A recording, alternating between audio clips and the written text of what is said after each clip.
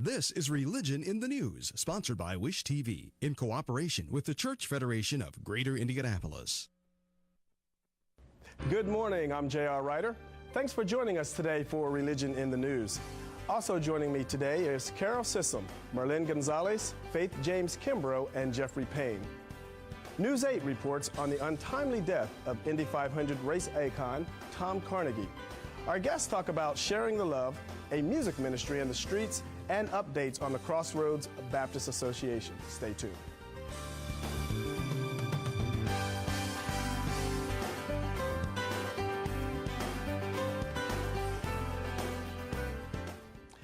Today, the racing world is mourning the loss of Tom Carnegie, the man known as the voice of the Speedway. For decades, through nearly two-thirds of all of the 500s, his presence added to the track's legend. 24-Hour News 8's Eric Halverson looks back at Carnegie's remarkable career. And there's the green flag. There's the green flag. And the race is on. Most of us cannot imagine another voice guiding us through the 500. It seemed Tom Carnegie had been there forever, and he might as well have been. From that little tower, he called his first race back in 1946. And in the days of black and white film, he had none of the technology that allows track announcers to embellish the story. Just ad-lib it like it would be a football game or a basketball game. You know, look down and see what's going on what best I could. Carnegie's best became the standard for everyone who joined him at the track. It's the premier race in the world. And to be a part of it as I've just been so fortunate. He was part of it for 6 decades. Beginning in '46, he never missed a race. He called 61 in all. And he's on it. Along the way, his trademark phrases added to the Speedway tradition. It's a new track record. And fans loved to quote that one, even though he hadn't said it since 1996 when Arie Luyendyk set the record. In 2004, that voice that was always there offered security and guidance. When tornadoes twisted toward Indianapolis, Carnegie urged fans to seek shelter. Marion County, a tornado warning. Exit the grandstands now. But even as speeds and the Speedway changed, Carnegie always loved being part of this place. And he never gave his role much thought for 40 or even 50 years. But now, there's something special about 60, I think. Eric Halverson, 24-Hour News 8. Now, considering his contributions, it's especially sad that the death will deny Carnegie the chance to be part of the Speedway Centennial celebrations this year. This statement tonight from Maury Hallman, George Chairman of the board at Indianapolis Motor Speedway. He provided the soundtrack for the greatest moments of 61 years at IMS, and he will never be forgotten. Tom was a dear friend of 4 generations of the Holman George family, and we will miss him dearly. My guest today is Reginald Fletcher. He's also the president of the Baptist Association. Welcome to Religion in the News. Thank you, Merlin. Good to be here. So you wear many hats, and let's talk first as far as your position with the Southern Baptist Association. As the president, when did you start there, and what is your primary duty, and what's new with the Baptist Association? Well, I've been a part of Southern Baptist for since 1993. Been on the leadership team for about 5 years and was voted as president in October of this year. One of the things and one of our objectives this year is to develop a stronger relationship within our association so that we can do kingdom work without on the outside. A lot of times what's happening now is that the world is doing more influencing of our churches than the church is influencing the world. And so what we have to do is we have to develop a kingdom mindset in the association as well as across denominational lines to really impact the world for Christ. Yes, yeah. You mentioned something about kingdom mindset. Could you tell us a little bit about what you think about the kingdom mindset crossing denominational lines? Well, the kingdom mindset is that mindset of Christ, where Christ went, where the Sadducees and the Pharisees they accused him of eating and drinking and fellowshipping with sinners. And one of the things, how can we reach the lost if we don't fellowship with the lost? The kingdom mindset is getting outside of the four walls and making an impact through either physical and labor-intensive ministry and evangelism, as well as spiritual consolation and comfort of those who know not Jesus Christ. Yes, that's great. Kingdom mindset. Now, you're also a pastor. What's the name of your church and where is it? It's Living Word Baptist Church at 4934 East 21st Street. We're about 3 blocks west of Emerson, right off I-70. We're the Crossroads Church of Indianapolis. Whenever you can get to us from anywhere in Indianapolis in 15 minutes. From anywhere within 15 minutes. Now, tell me, you do have a project also, and I believe you have a CDC also. Could you tell us a little bit about that?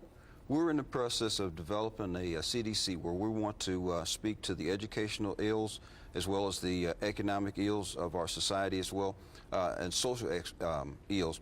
We're looking at developing a affordable housing program through our church, and then also coordinating with different schools and things of that sort in the area to deal with education. You know, education is a huge issue in the state of Indiana, especially in the city of Indianapolis. And what we want to do is we want to develop some mindsets and bring a brain trust together to where we can help either mentor a school or do some things in the school to be a visible and viable part of the community. Education is very near and dear to your heart too. Yes. Education that's where I have my roots and my ground. I was a school teacher for 20 years, and I worked 10 years in IPS. I grew up in IPS, and then I spent 10 years in the Warren Township teaching in special education. I have a master's degree, and presently I'm working on my doctorate in pastoral care so that we'll be able to not only deal with the ails of society, but also be able to counsel people through the trials of life. That's great. Great combination, being a pastor, being a teacher, and now president of how many churches? There are 86. We have 86 churches, 86 churches. that we have in the association presently. Yeah, so if our viewers would like to contact you regarding your church, regarding the association or the CDC, what would that be?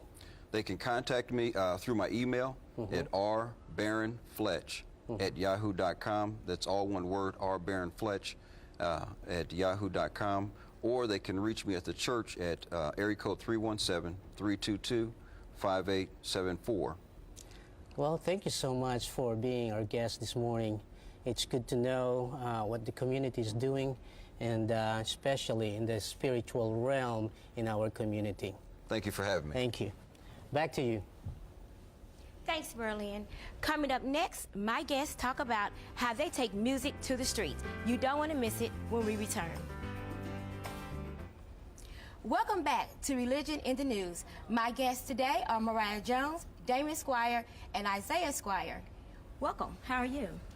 Good. How are you? Good. So you guys are with the Dorman Street Musical. Yes. Okay, so Mariah, can you tell our viewers who don't know about Dorman Street, can you tell us a little bit about it? It's a nonprofit music education organization that was created to help students who want to participate learn to sing and play music together as a group, and we accept students up to age 21. So how did the name Dorman, where did that name derive from? Mr. Squires actually lives on Dorman Street. I grew up on Dorman Street. We have a studio in the house that Damon lives at. It's on Dorman Street, so that's how we came up with the name. And actually, do you want to, I think there's a little story also behind that, Damon? Yes, we come from a generation of musicians, and so what we had done was thought it'd be a good idea to use Dorman Street as a focal point of the children's learning. So how did the children actually start to learn? Did it have something to do with the family tragedy, or? Yes, actually, my brother had passed, and his children wanted to become a part of singing, and what we done was just got everybody together, and we came together and started this group, and that's what we've been doing for about a couple of years now. Okay. So, Mariah, what is the mission of the Dormant Street Musical? It's to help the students become skilled musicians and professional musicians, if that's what they desire. And it's really just a fun outlet for them. They've participated in a lot of performances, and they really are excited about it, and their families are excited. So it's a creative, fun atmosphere for them. Okay, and what type of performance, where have you guys played at before? They've played at the Walker Theater, at several parks departments, lots of churches for family reunions and recitals, lots of opportunities for them. And we try to have at least one performance a month for them. Okay, and Damon, you've been a musician for how long? Oh, about 30 years. Wow, almost your whole life then, huh? Yes, actually. And so you actually the director, the teacher? Yes. And yes. what instruments do you teach? I teach the guitar, the bass, the drums, the keyboard. Just wherever is a need, I just try to fill it. Can you play all those instruments? Yes. You can? Mm-hmm. Okay, what's your favorite instrument? I would say the piano. The piano? Mm-hmm. Speaking of the piano, so we have Mr. Isaiah, that's your son, correct? Yes. Okay, so is he part of the program as well? Yes, he is. Okay, and Isaiah, how long have you been playing? About 7 years. About 7 years. Is this your favorite instrument to play? Yeah. Okay, well, would you like to play us a piece?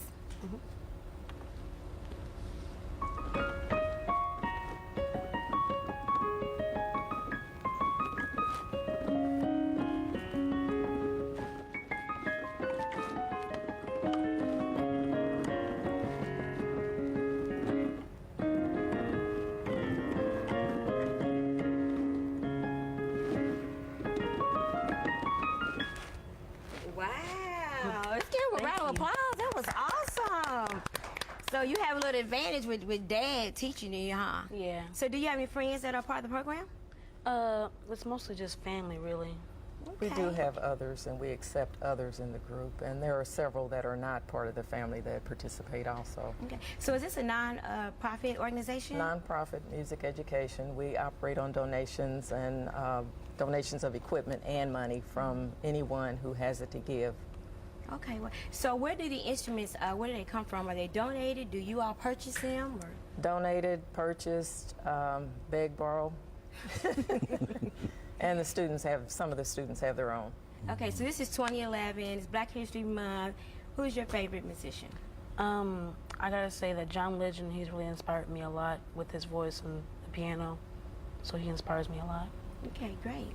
All right, so if our viewers want to, if they have a young child or a young adult, you said it goes to age 21, if they want to participate in the program, how can they get in contact with you? Our website is dsmusical.com, and I can be reached at jones-mariah@sbcglobal.net.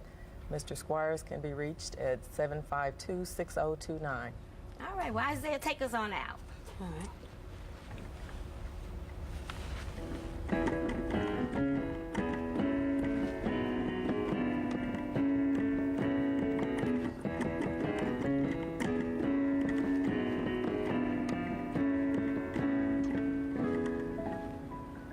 Well, thank you all for joining us on the show. Back to you. Thank you. Thank you. My guest talks about sharing the love when Religion in the News returns.